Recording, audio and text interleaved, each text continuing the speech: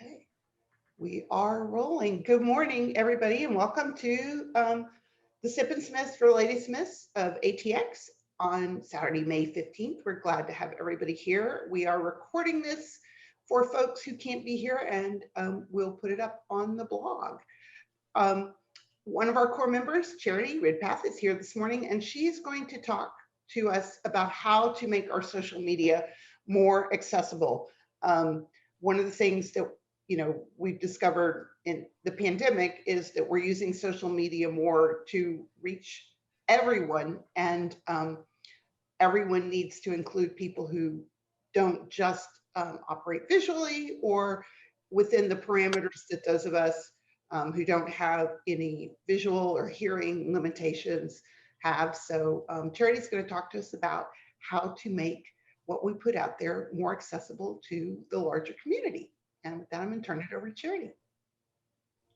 I love it. All right. Hi, my name is Charity. I'm going to share my screen.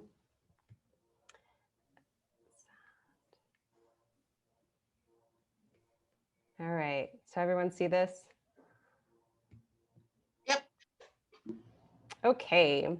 So my name is Charity, and we are going to talk about specifically your Instagram content because this is such a huge topic. And I am going to really just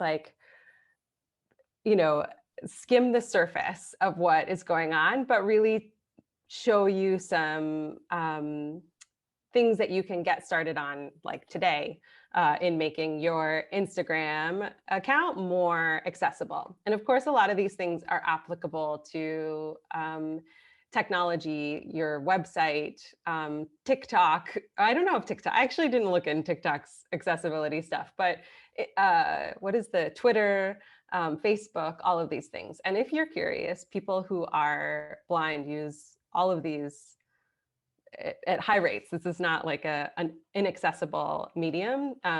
Just as content creators or as people who engage with it, it's more on our shoulders to make our content more accessible.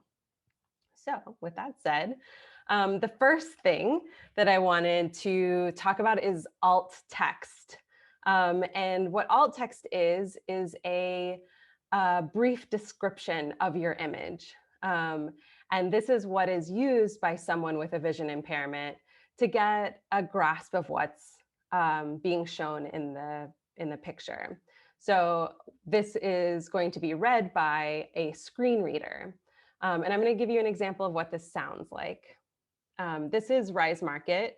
And I love, they are already using alt text. So it was so fun to find this on their page, which is also talking about Hamila's earrings. So it's just perfect. Photo by Risa Mercedes. Contains product tags lavender/blue background. Pictured is Artie Rose looking off to the side, tucking their hair behind their ear. Wearing a gray long-sleeved shirt and silver triangle and circle stud earrings. Image. So that's slowed way down for me, 50%, but I'm going to up 55%, the percentage so you can 60, hear what 70%. people typically Photo by hear. Risa Mercedes. Contains product tags lavender/blue background. Pictured is Artie Rose looking off to the side, tucking their hair behind their ear. Wearing a gray long-sleeved shirt and silver triangle and circle stud earrings. So anyway, I don't know, a fun kind of perspective to hear what an image might sound like. So the question is how do you write an alt text, right? I was talking to Chelsea about this a while ago with our last maker market, and how, what's important, what kind of picture are you drawing, how are you describing? And with alt text, you really want to keep the character or the length kind of short. So the suggested amount is 125 characters or less. So that's letters, punctuation, and spaces are characters. And really consider the focal point of your image and spend time on that. So with jewelry, you would be picking if you were just to glance at your jewelry, what is the top things that would be memorable, right? So what kind of piece of jewelry. Is it a necklace, earrings? If it has a name, like if it's a stud or, dangles or whatever, the kind of jewelry that would help categorize it, that would be an important thing to put here. And then talk about the material, the overall color or color scheme, shape, size, and if it's on the body, where is it on the body? And you can pull in something. So Instagram has this auto-generated alt text, but I'm going to give you what it comes up with. Maybe an image of jewelry. Maybe an image of jewelry. So you look at this photo, your picture of your earrings or necklace is going to have the exact same, if it catches as jewelry, is going to have the exact same description as this picture. So if that kind of gives you a clue as to how relevant making these or how important making these alt texts are, then I think that's a good example. So I went ahead and took a stab at writing my own alt text for this image. And I came up with something like, view of the back of an open hand with fingers spread. Each finger has a chunky gold ring. The ring bands are thick and each ring has gems of all sizes and colors. On the wrist is a bracelet with the same opulent style as the rings. The background is red. And this is about 50 characters. The great thing is that if you're writing your own alt text, you're the curator of what you want to focus on. Just like when you take a picture of your piece, you get to choose what angles, how to boost the color here, or, if you're putting it in a setting, you're picking, you're in charge of the writing. So don't feel like disconnected and that you have to be true to every word, and describe every detail. Just really get the overall view and what you think is the most important part of your picture, what you want to point out, which I think is kind of a good skill in general as you're taking photos and deciding what to put on Instagram. So how do you actually write alt text? When you're in Instagram, when you're making your post, you do your post like normal. You open it up, you write your caption, right? You tag the product or you tag the people, you add your location, all of that. You do it just like normal. But before you're done, you go to the very bottom and hit advanced settings. And it's kind of gray. And then it'll pop you up to a new window. And it's okay. Your other information is totally fine and safe. It's still there. And you're going to scroll down and hit write alt text. And then that's going to bring you to another window or, I don't know, screen that is where you can write your alt text. And I tend to, and then you're going to hit, I think it's done at the top, and that'll bring you back to your first, the page where you wrote your caption, and then you hit share like normal. And I tend to write all of my stuff. If I'm going to write a caption or my hashtags or whatever, I write it in a note in the Notes app or something first, because the Instagram is just so painful to like type in. And that's where while I write the caption and the tags, I just go ahead and also write the alt text, so then I can copy and paste it in the spot. So it's real quick.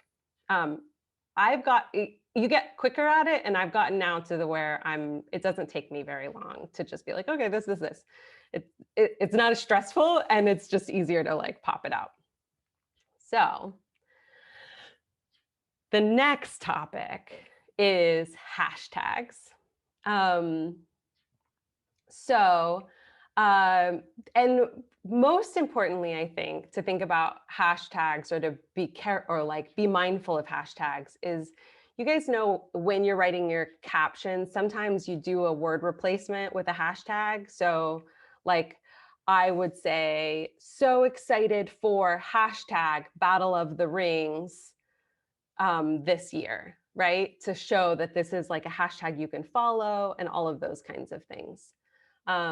So when a screen reader reads that, if it's all lowercase, it can mispronounce it in a weird way. And so the way that people have used to to correct this is with something that already exists called camel case.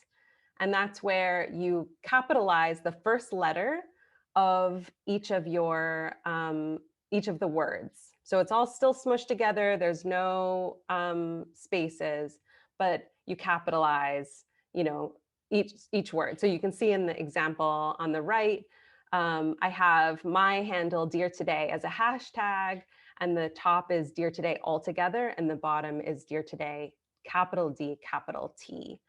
And this is what it sounds, I've done a little example of how the screen reader will read both. Hashtag Dirto Day. Hashtag Dear Today. So Dirto Day versus Dear Today. I don't know why, it just cracks me up every time to hear Dirto Day. So you can see how this would be helpful for screen readers to just go ahead and capitalize. I think for anyone to actually read it, it's a lot easier to read when it's capitalized. So it's a good example of how when we make our content more accessible for people who are vision impaired, you're also making it accessible, more accessible for everyone. You know, it's not a wasted effort if you're like, I don't think I even have any people with vision impairments not following me. That's why you don't, but also, you know, this could be the thing that makes it just easier for everyone to interact with your content. And last thing about hashtags is if you're like me and use all 30 of your hashtags, the best practice is to actually put the big block of text in your comments rather than in your caption, because it gives the person who's using assistive technology or screen readers to choose whether or not they want to read all of that. Like we can just kind of visually scan over that, but this will allow them to bump through that a lot easier. You can still use them within your caption, just if it's that big block text. All right, so we still all right? Okay. So I don't think I've actually seen any of you guys use this, so I don't feel quite, I was nervous because I do see people do this. Custom fonts. Are you guys familiar with custom fonts on Instagram? So they are completely inaccessible. Like a screen reader will just skip over it, or it'll just do a lot of like 1, 4, 7, HB, like not what you wrote at all. So what is native to the Instagram is going to be the best. So I would say avoid all of those. They might become accessible at some point, but whoever created that is not accessibility minded. Next is text graphics. Like, so the text that Ladysmiths of ATX created for this event would be like a text graphic, or I see a lot of people using quotes, like just in their grid, they just have quotes. So these, you want to make sure when you're writing your alt text that you verbatim put what is in the graphic in the alt text. But also something that I didn't think about until I started learning about all of this is that sometimes if the contrast isn't high enough, people will have difficulty reading it if they use Instagram visually. And this can include people who might not identify as blind or having a vision impairment, like people who are colorblind or just have like macular degeneration.